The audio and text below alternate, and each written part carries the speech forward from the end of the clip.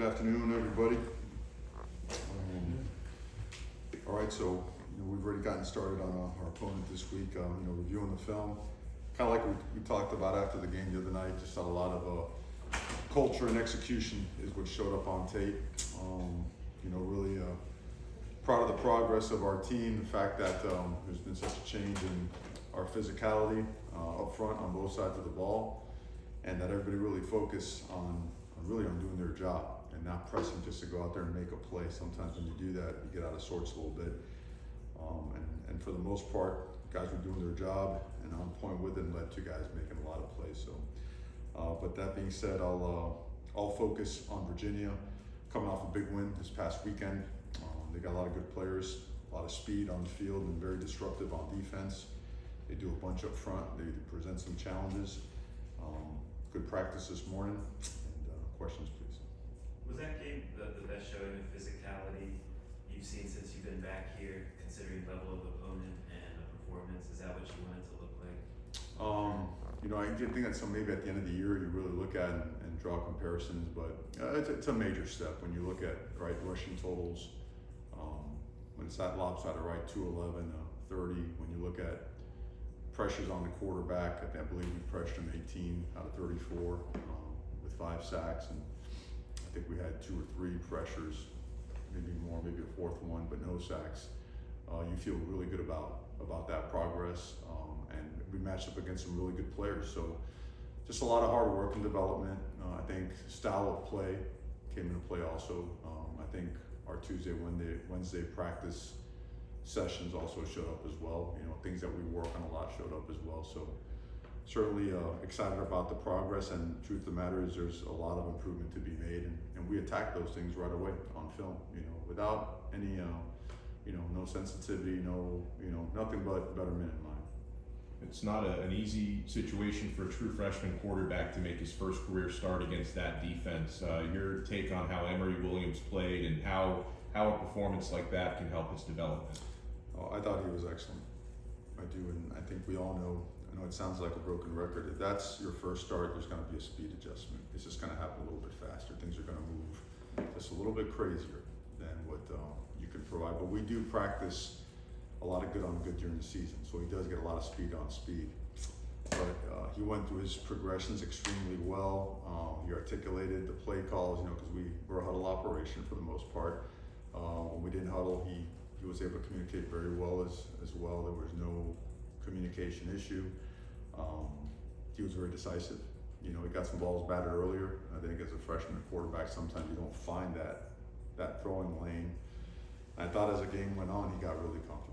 I thought he started really settling in and made some big throws. Certainly that 3rd down shot to Kobe.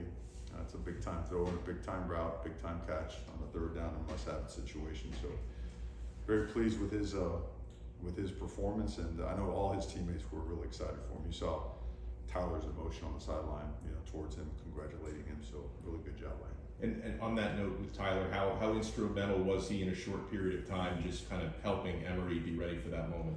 He was excellent. He's a great mentor. I know Emory really looks up to him.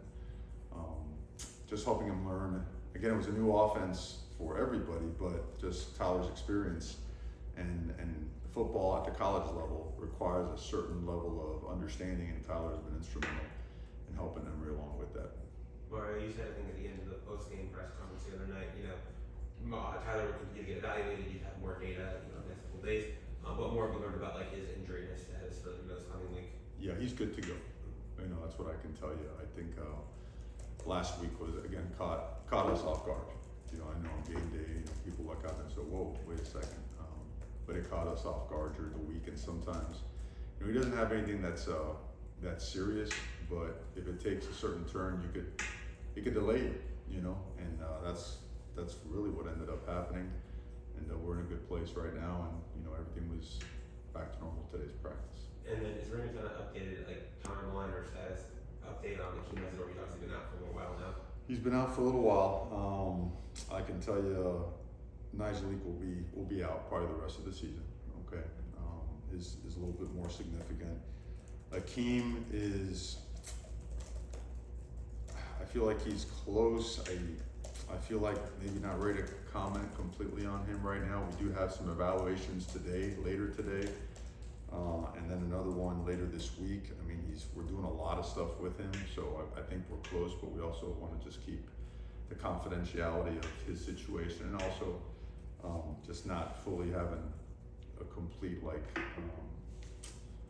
just knowledge of where it's at to make a comment. So How about Javante Citizen and his road back? yeah, he's close. You know, he is, and he's repping Indy. He is due for some work, some teamwork this week. He's doing all the running, all the cuts, all the drills. Is due for some contact this week as well. And you know, we're very careful about that stuff. I mean, his was a very significant injury. There was a lot going on. And then he had a setback, you know, during his recovery process. He looks great. I mean, he's at that point where you can't tell he had an injury, you know? So now it's a matter of confidence. Now it's a matter of not so much physical, I would say rehabilitation as it is mental, making sure that he feels confident enough and that he can play fast enough to really not subject himself to, you know, any type of injury situation. What can he add skill set wise? Big, powerful guy, you know, and he's a put a foot in the ground and go guy as well. I mean, he's got legitimate speed for a guy his size. He can make you miss. He's got great hands, excellent in protection. He's an every down back. When you watch the tape, how impressed were you by the performance of Shannon Dawson, considering the circumstances he was under with the energy on Saturday? No, I think we mentioned it before. Shannon, he did a great job. That's hard. I mean, that's a top 10 defense, right? We've had, I think we faced 2 top 10 defenses this year, and both with, you know, with a veteran quarterback and another one with a brand new quarterback in his first start, and you know, to be able to call it and still put yourself in a situation to win in 2 very different games, very different games, and knowing what we had to do to play complementary football against Clemson's offense and whatnot, that's an art, you know, and he did a masterful job of it. You know, I think we gobbled up over 13 minutes in the fourth quarter, 9+ in the third, and the play count at the end ended up just about even, right? 70 and 70. It just goes to show you how important it was to have that type of time of possession and still keep the sticks moving at that point in the game. Did you feel like that possession showed up in overtime? Well, without a doubt, you know, it was a factor in us getting there, you know. So. Henry Parrish, I guess that was the first game he missed. What's his situation? He did good to go. We thought he was ready to play. You know, Tyler was almost ready to play, but it was okay. He hasn't really gotten, you know, enough reps to be there. Henry was starting to get some reps and he was about there, but not enough reps to think that he was going to be in better position to help us win than the other guys that got all the reps. So he's back full go. Mario, with now Nigel out for the rest of the year, Nakeem having been out, how crucial, how clutch has it been to have Ruben Baines step up and, you know, play the way he's playing? How many freshmen have you seen over your years of coaching who've been able to come in and play at this level so quickly? Yeah, it's you know, he's unique. You know, he's done, and the thing is, he's doing it with power also. It's not like it's just a speed guy or a guy that comes in situationally. He's doing it on an every down basis, and his play count is probably the highest on the defensive line. So conditioning is in there as well. So he's been able to put veteran-like numbers and high-end veteran-like numbers as a true freshman, and doing the dirty work too now. You know, jumping in there and getting the A gap sometimes when he's called to do so, and rushing the edge and taking on tight ends and tackles and chip blocks as well.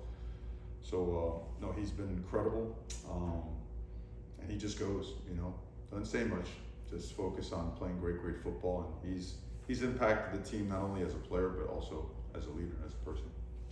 Mario, over the overtime situation, I know you had against Virginia the 4 overtimes last year. Does it help at all, you know, to have already gone through that, or how does it help? And what was the process like for you guys? You know, it's game experience is always most important. Yeah, I mean, you work all those scenarios: 4-minute, 2-minute overtime. I think what comes into play there is, your red zone planning. Obviously, you're playing red zone football, right? And then also your conditioning, what you've done since January all the way up until there. And then again, what are you doing in practice? It's now week 6, 7, 8 for a lot of people. Some 9 that played week 0, I believe.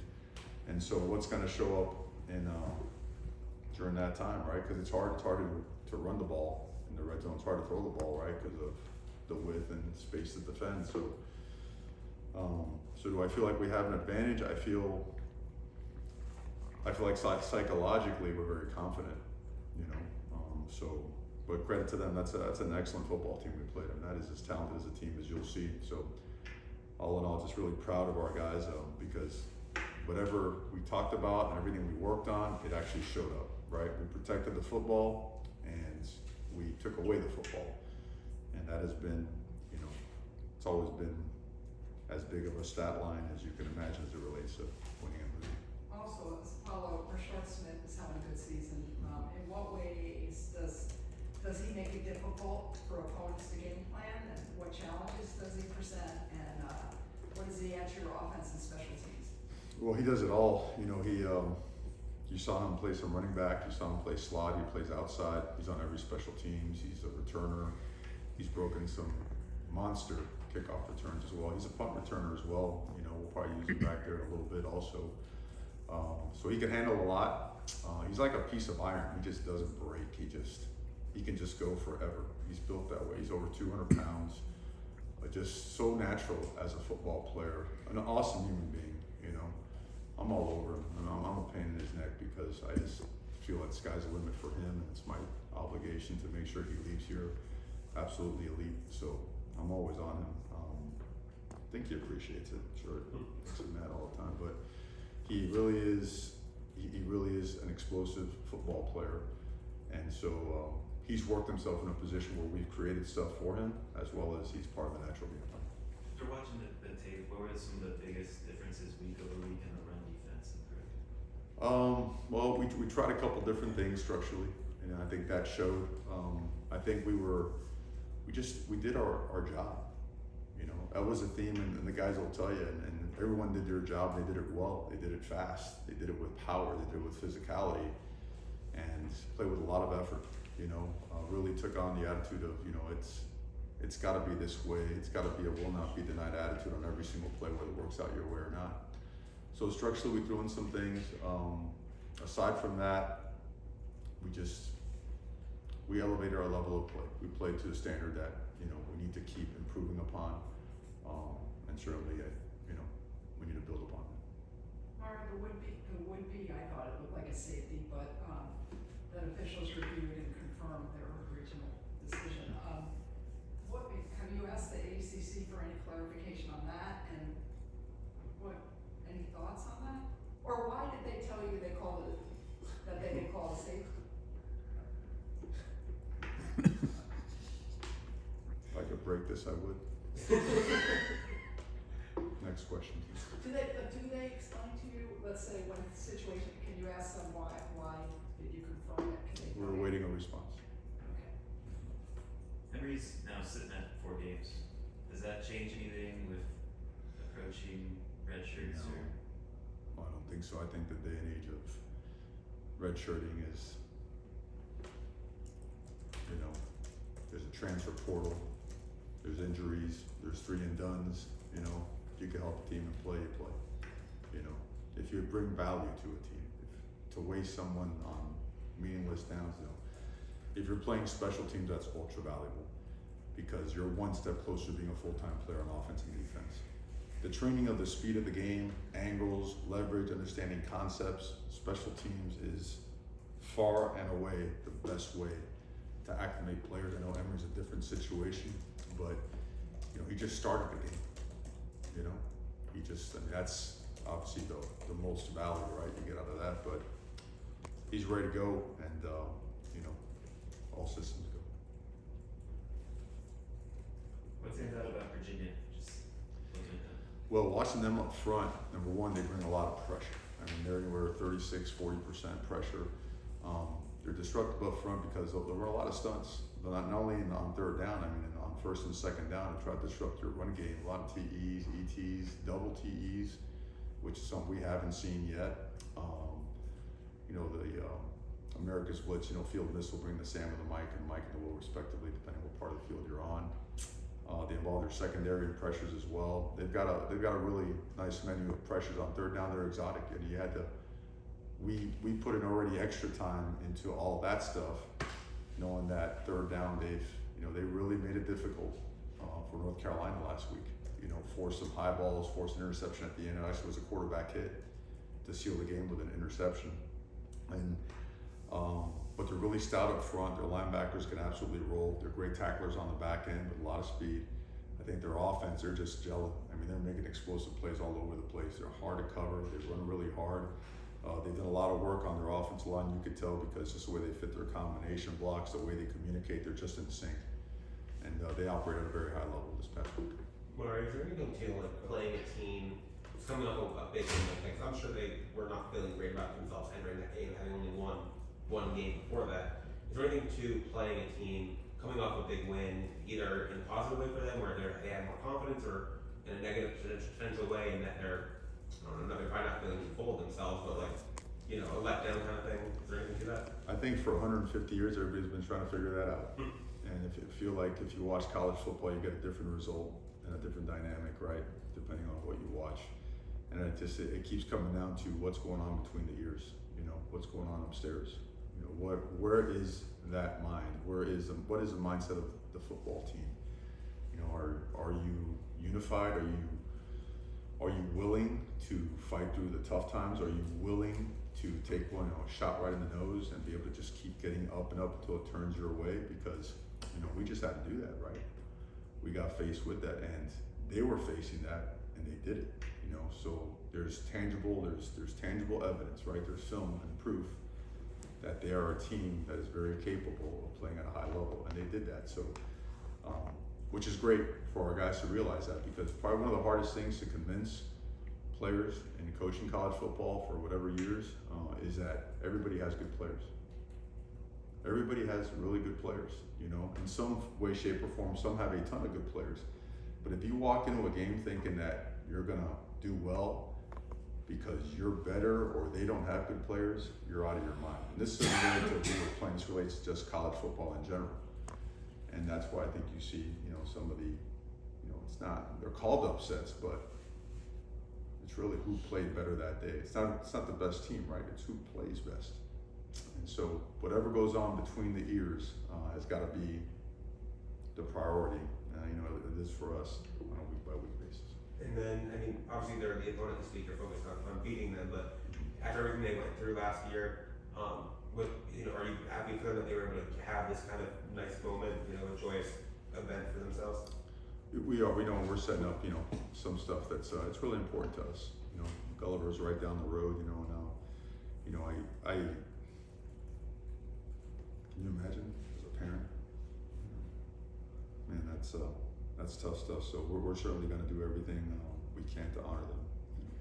Mario, Don Cheney, I know when you mentioned something this morning, he got nicked up towards the end of the game. How is he doing? And I have a follow on another player. He's doing well. You know, he's doing well. He, you know, he got up, ended up getting back in the game, but you know, he got up really slowly. You know, so it was concerning at the time. But we feel like he's in a good place right now. And then the other thing is just Kobe Young has had some nice contested catches recently. Any comments on him and his progression? Best thing he did was after that ball was knocked out of his hands, get right back up, dig route, the jump ball, you know, the underthrown fade. That guy is, I mean, he's a machine. That guy just works. He is unbreakable, you know. He fights through injury, he fights through nagging stuff, always a positive attitude. We got to slow him down during the week because his GPS numbers are so high.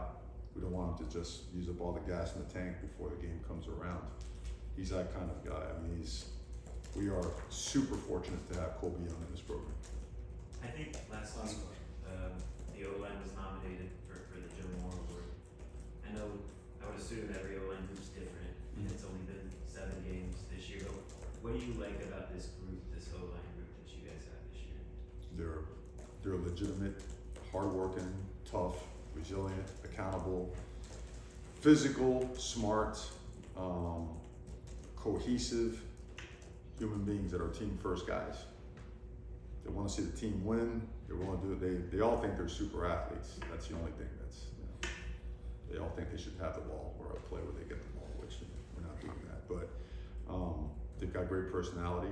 They're natural leaders by what they do and whatever comes out of their mouth by example. Those guys are a lot of fun to be around, and the culture of that room just gets better and better and better. Coach Mirabal, just done an awesome job. Coach Pat was with him earlier. He's now working more with the defense, but Coach Reggie Bain and Ryan Walk, we have brought also from Oregon. Those guys just do an unbelievable job with that group, and they make it fun, man. They make it fun because they go. Thank you very much. Okay.